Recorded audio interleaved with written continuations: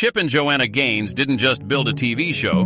They built an entire way of living that millions of people now recognize on sight. Shiplap walls, farmhouse sinks, oversized clocks, and a small Texas town that turned into a pilgrimage site. And 2 decades of visibility have come with real growing pains, so that the family's story is as much about navigating fame as it is about renovation. It all began when Fixer Upper premiered on HGTV in 2013, introducing the country to a couple who bought rundown houses around Waco, Texas, and turned them into the kind of homes people started requesting by name, the Fixer Upper look. And the show ran for 5 seasons, turning Chip and Joanna into 2 of the most recognizable faces in home renovation television, and helping popularize the farmhouse chic design trend that led to a wave of similar homes being built across the country, while also helping revitalize and eventually gentrify the city of Waco itself, which became a tourist destination where visitors could take Gaines-themed tours past homes the couple had remodeled. Their small business, Magnolia Market, grew alongside the show,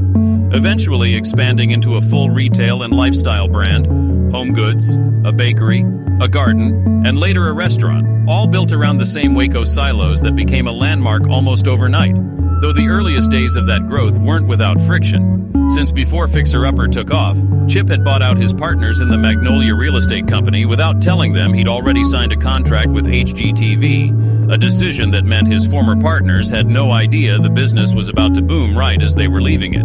Fame brought scrutiny fairly quickly, and one of the first major flashpoints came in 2016, when a news outlet reported that the church Chip and Joanna attended was led by a pastor who had spoken out against same-sex marriage, a story that framed the Gaines' association with the church as reason for concern, even though the couple hadn't personally made public statements on the subject, and the piece sparked a fierce backlash of its own, with the Gaines' fans and several media outlets arguing the story unfairly cast suspicion on the couple based on their church's views, rather than anything Chip or Joanna had actually said or done. In response, Chip wrote a blog post calling on readers to engage with people different from themselves and insisting that neither he nor Joanna focused on a person's race, income, politics, gender, sexual orientation, or faith when deciding who mattered to them. A message meant to diffuse the controversy without wading directly into the underlying debate.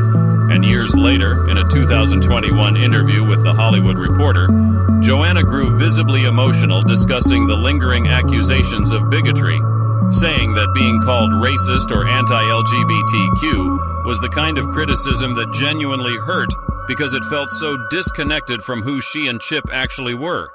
That same year, a different controversy emerged when it became public that Chip and Joanna had donated to a school board campaign run by Chip's sister, Shannon Braun, whose platform included opposition to teaching critical race theory in schools. And while the Gaineses said they donated before learning about her specific position on the issue, the episode reinforced a pattern that had already started to define their public life, that no matter how carefully they avoided commenting directly on divisive political or social topics, their business decisions and personal associations kept getting read as implicit statements anyway.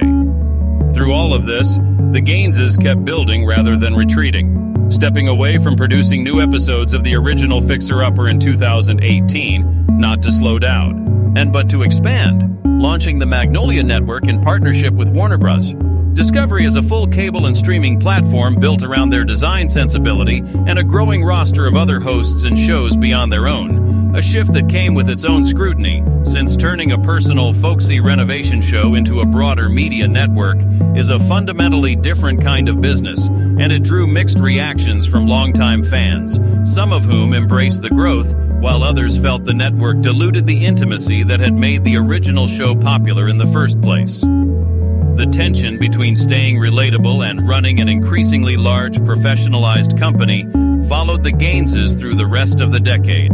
showing up again in 2024 when they returned to the original Fixer Upper format for a new season,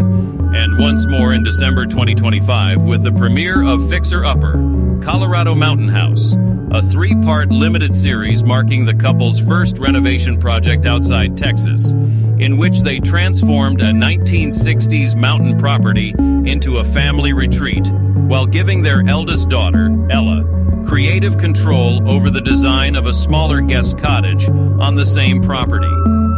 Behind-the-scenes coverage of that series captured Joanna admitting, for what she said was the first time, that she felt disconnected from a renovation because the distance from Waco meant she and Chip couldn't be on site as often as they were used to. An admission of real logistical strain that echoed the same "we're figuring it out too" tone that had made the original show connect with audiences a decade earlier,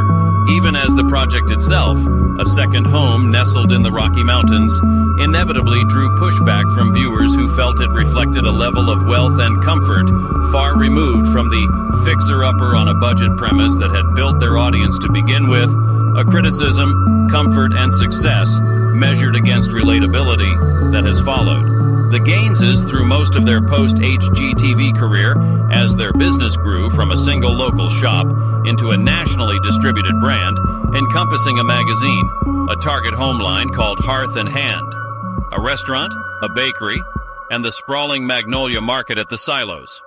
Then, in July 2025, the Gaineses found themselves at the center of their most heated controversy. Yet,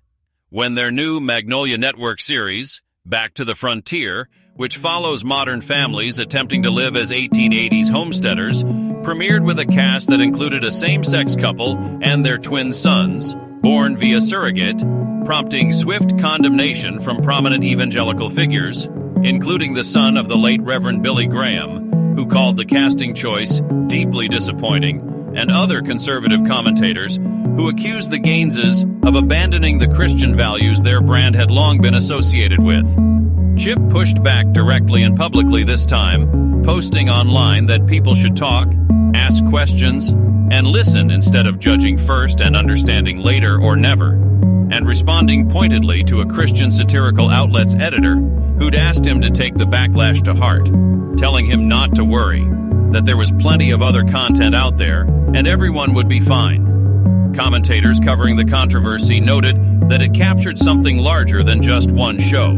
a sense that the middle ground the Gaineses had spent years trying to occupy, appealing to both a mainstream and a conservative Christian audience without alienating either, was becoming harder and harder to hold on to in an increasingly polarized media landscape, with some columnists going so far as to argue that the conservative Christians criticizing the Gaineses for the casting decision were themselves engaging in exactly the kind of cancel culture they claim to oppose. And yet, despite it,